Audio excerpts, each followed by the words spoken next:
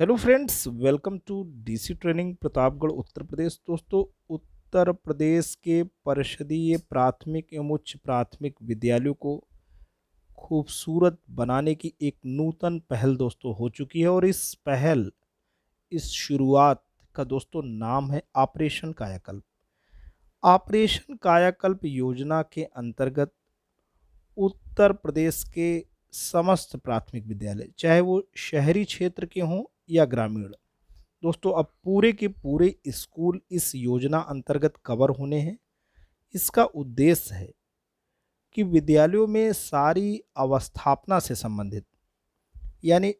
शौचालय, multiple hand washing system, drinking water और शौचालयों में या मूत्रालयों में नल जल की आपूर्ति की व्यवस्था के अलावा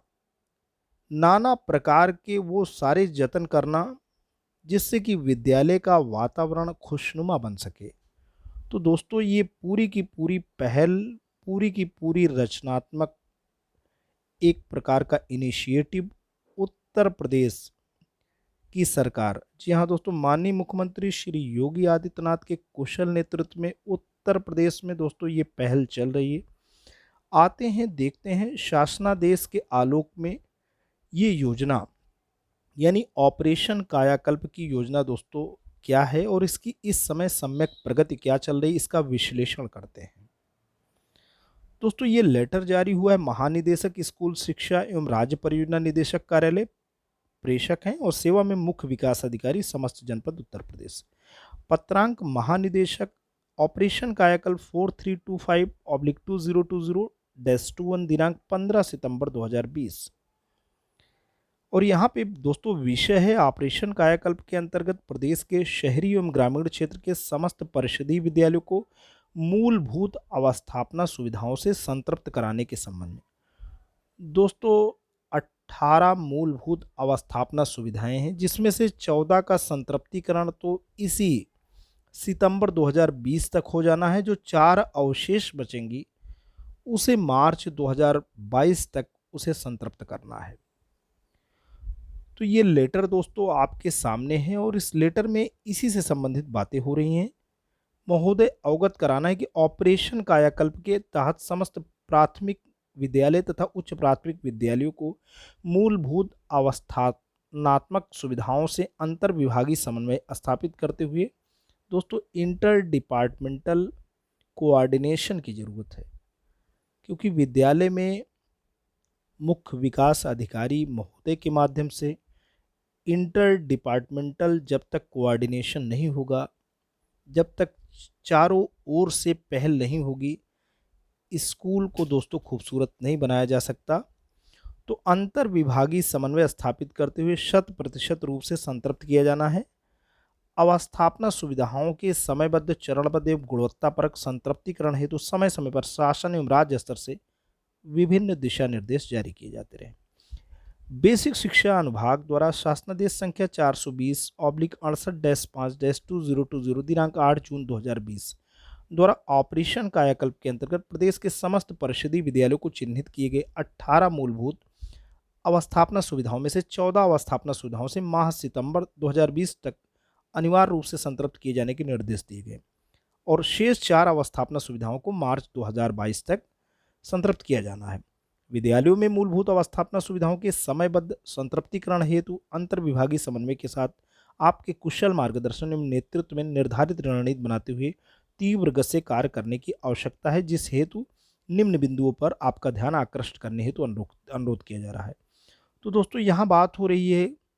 कि IVRS सिस्टम यानी इंटरेक्टिव वॉइस रिस्पॉन्स सिस्टम से कॉल डिटेल्स लिया गया, जिसमें ये पाया गया कि उत्तर प्रदेश के लगभग 42% जो परिषदीय विद्यालय हैं, वहाँ पे दोस्तों अवस्थापना सुविधाओं के संतृप्तिकरण का कार्य गतिमान है और शेष लगभग 59% विद्यालयों में आज की तारीख में कार्य गतिमान नहीं हो सका है। इन परिषदीय विद्यालयों में कार्य गतिमान न होने पाने के अपने कारण हैं और उन मूल कारणों का दोस्तों विश्लेषण भी किया गया है, जिसकी जनपदवार प्रगति की एक प्रति पत्र के साथ संलग्न भी है। IVRS के अनुसार प्राप्त सूचनाओं का विद्यालयवार विवरण प्रेरणा पोर्टल पर भी प्रदर्शित किया गया है। दोस्तों, यहाँ बात हो रही है कि स्कूल हम कैसे खूबसूरत बना सकते हैं, तो ग्राम पंचायतों में ग्राम निधि से अनुबंध धनराशि का प्रयोग किया जा सकता है। इस संदर्भ में बात हो रही है कि पंचम राज्य वित्त आयोग की संस्तुतियों के आधार पर ग्राम पंचायतों, क्षेत्र पंचायतों और जिला पंचायतों को संक्रमित धनराशि के उपयोग के संबंध में पंचायती राज अनुभाग 3 के शासनादेश संख्या 1751/3-3-2020-38/2020 दिनांक 18 अगस्त 2020 के द्वारा ऑपरेशन कायाकल्प के अंतर्गत ग्रामीण क्षेत्र के समस्त परिषदीय विद्यालयों को मूलभूत अवस्थापना सुविधाओं से आच्छादित किए जाने हेतु वरीयता से प्रयोग के संबंध में महत्वपूर्ण शासनादेश निर्गत किया गया, जिसके संबंध में अवगत कराना एक जनपद में परिषदीय विद्यालयों में गतिमान नवीन अवस्थापना सुधार संबंधी कार्यों को ग्राम पंचायतों में मौजूद अनुबंध धनराशि को वरीयता के आधार पर आरक्षित करते हुए अंतर विभागीय समन्वय के साथ संपन्न कराया जाए। अब यहाँ बहुत अभिनव प्रयोग दोस्तों इस समय होना है और यह है समर्पित control room, dedicated control room की स्थापना एवं क्रियाशीलता। प्रत्येक जनपद में जनपद स्तर एवं ब्लॉक संसाधन केंद्र पर ऑपरेशन कायाकल्प के अंतर्गत ग्राम पंचायत एवं शहरी क्षेत्र के परिषदीय विद्यालयों में संचालित विभिन्न गतिविधियों के मूल्यांकन एवं अनुश्रवण हेतु समर्पित control room, dedicated control room की स्थापना को सुनिश्चित किया जाए। जनपद स्तर पर संचालित कंट्रोल रूम की पूर्ण जिम्मेदारी जिला बेसिक शिक्षा अधिकारी एवं ब्लॉक संसाधन केंद्र पर संचालित जो केंद्र होगा उसकी जिम्मेदारी खंड शिक्षा अधिकारी की होगी। जनपद स्तर पर संचालित कंट्रोल रूम के माध्यम से प्रत्येक दिन समस्त खंड शिक्षा अधिकारियों से बात करते हुए प्रत्येक दिवस की विकास खंडवार एवं विद्यालयवार प्रगति को अद्यतन रखा जाएगा। तो ब्लॉक संसाधन केंद्र पर संचालित कंट्रोल रूम से खंड शिक्षा अधिकारी द्वारा प्रत्येक दिवस कम से कम 20 ग्राम प्रधानों एवं 20 हेडमास्टर से बात की जाएगी एवं वार्ता के अनुसार यदि किसी प्रकार की समस्या है तो उसका त्वरित निराकरण हेतु यथासंभव प्रयास किया जाएगा। तत्संबंध में राज्य परियोजना कार्यालय के माध्यम से विस्तृत गाइडलाइंस पत्रांक 5673 दिनांक 18 दिसंबर 2019 के माध्यम से जारी किए जा चुके हैं। कंट्रोल रूम से प्राप्त सूचनाओं के विश्लेषण के आधार पर ऑपरेशन कायाकल्प की प्रगति से संबंधित अद्यावधिक सूचना एवं गैप एनालिसिस को संकलित कर प्रगति से प्रत्येक सप्ताह जिलाधिकारी ऑब्लिक मुख्य विकास अधिकारी महोदय के सम्मुख प्रस्तुत किया जाएगा। शहरी क्षेत्र के विद्यालयों का भी दोस्तों कायाकल्प होना है। इससे भी दोस्तों आप देख सकते हैं आदेश जारी हुआ है और ये नगर विकास अनुभाग 9 के शासनादेश संख्या 1202/9-2020 दिनांक 1 जुलाई 2020 के द्वारा नगरीय क्षेत्र के परिषदीय विद्यालयों में अवस्थापना सुविधाओं के विकास हेतु केंद्रीय वित्त आयोग, राज्य वित्त आयोग, स्मार्ट सिटी फंड, निकाय निधि, निगम निधि के प्रयोग हेतु एवं आवास एवं शहरी नियोजन अनुभाग 3 के शासनादेश संख्या I-22702/20 दिनांक 30 जून 2020 के द्वारा विनियमित क्षेत्रों में मौजूद निधियों के प्रयोग हेतु विस्तृत दिशा निर्देश निर्गत किए गए हैं, जिसके क्रम में शहरी क्षेत्र के समस्त विद्यालयों में अवस्थापना सुविधाओं के संतृप्तिकरण हेतु प्राकलन यानी एस्टिमेट्स तैयार करते हुए जिला अधिकारी महोदय की अध्यक्षता में बैठक आहूत कराई जाए एवं तैयार किए गए प्राकलन यानी एस्टिमेट्स के अनुसार विद्यालयों में अवस्थापना सुविधाओं के संतृप्तिकरण हेतु अनुबंध मदों से धनराशि आरक्षित एवं स्वीकृत कराते हुए विद्यालयों में कायाकल्प का कार्य तीव्र गति से प्रारंभ किया जाए। अब यहाँ दोस्तों जिला खनिज निधि का प्रयोग कैसे हो सकता है। बेसिक शिक्षा अनुभाग 5 के शासनादेश संख्या 2040/68-5-2019 दिनांक 30 जून 2020 के द्वारा विभिन्न जनपदों में मौजूद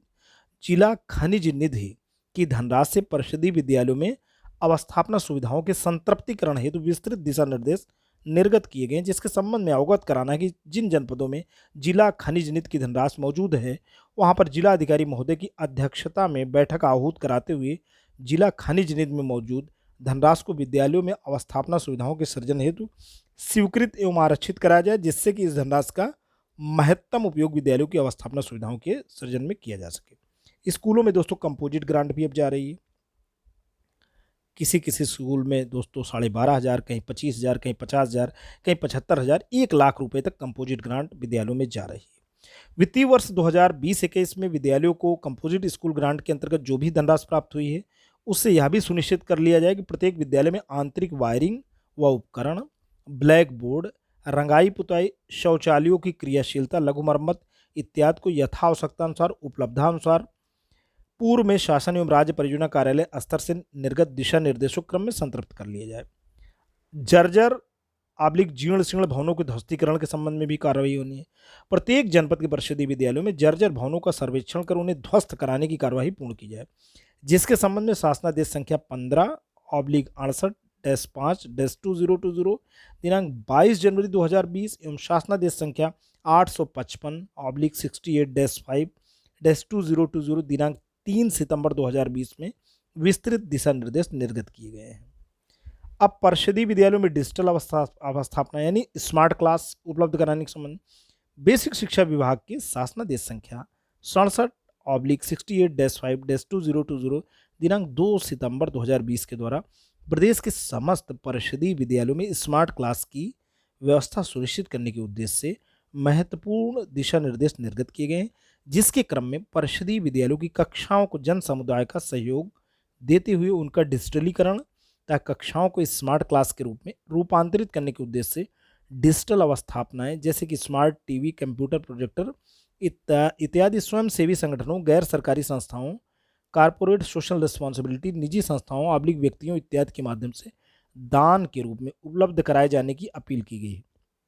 अतः आपसे अनुरोध है कि शिक्षा पद्धति में डिजिटल माध्यमों से शिक्षण के बढ़ते महत्व के दृष्टिगत जनपद के ज़्यादा से ज़्यादा परिषदीय विद्यालयों को डिजिटल अवस्थापना सुविधाओं से संतृप्त करने हेतु आवश्यक रणनीति तैयार की जाए। अतः आपसे अनुरोध है कि शासन की इस महत्वाकांक्षी कार्यक्रम ऑपरेशन कायाकल्प के अंतर्गत अपने जनपद के समस्त परिषदीय विद्यालयों को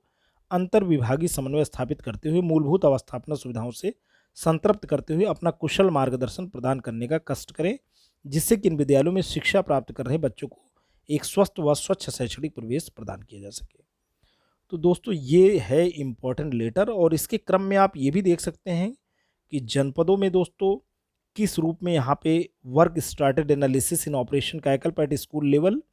14 सितंबर की दोस्तों यहाँ पे रिपोर्ट भी दी गई है कि कैसे कैसे वहाँ पे दोस्तों काम हो रहा है। आप देख सकते हैं कि IVRS काल के थ्रू दोस्तों यहाँ पे लिया गया है पूरे के पूरे डेटा, और इस डेटा का दोस्तों एनालिसिस भी हो रहा है। प्रतापगढ़ में अगर आप देखें तो IVRS काल के थ्रू जो डेटा प्राप्त हुआ है 2119 स्कूलों से, जहां पता चला है 896 स्कूलों में काम चल रहा है यानी 42.3% स्कूलों में, और 1223 स्कूलों में दोस्तों काम नहीं हो रहा है।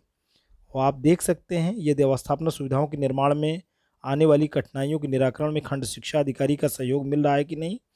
तो आप देख सकते हैं 844 ने कहा है कि मिल रहा है, 39.8 ने, और यहाँ पे नहीं में केवल 47 लोगों ने कहा है 2.2। प्रधान का सहयोग की बात करें तो नहीं में आप दोस्तों देख सकते हैं यदि नहीं तो ग्राम प्रधान अथवा ग्राम पंचायत सचिव से सहयोग प्राप्त हो रहा है कि नहीं, तो आप देख सकते हैं नहीं की अगर बात हो रही है तो यहाँ पे 70.9% लोगों का नहीं है दोस्तों खंड शिक्षा अधिकारी द्वारा सहयोग। तो इसी तरीके से फीडबैक दोस्तों लिया गया है, उसी का एनालिसिस हुआ है, ऐसे ही फीडबैक लिए जाएंगे, उसका एनालिसिस होगा, CDO और DM सर के सामने ये प्रेजेंट होगा, और दोस्तों स्कूल को खुशनुमा और खूबसूरत बनाया जाएगा। तो दोस्तों आज के लिए इतना ही। वीडियो इन्फॉर्मेशन आपको कैसा लगा? अगर आपको अच्छा लगा हो तो प्लीज़ इसे लाइक करना, चैनल पे कमेंट करना। लेकिन अगर आप DC ट्रेनिंग प्रतापगढ़ उत्तर प्रदेश के इस खूबसूरत यूट्यूब चैनल पर नए हैं, पहली बार विजिट करें, प्लीज़ इसे सब्सक्राइब करें। जब भी आप सब्सक्राइब बटन प्रेस करते हैं बराबर से एक बेल आइकन आता है, उसे प्रेस करें और चैनल को सब्सक्राइब करें। Thanks for watching and listening. This is Ajay Prakash Dubey signing off.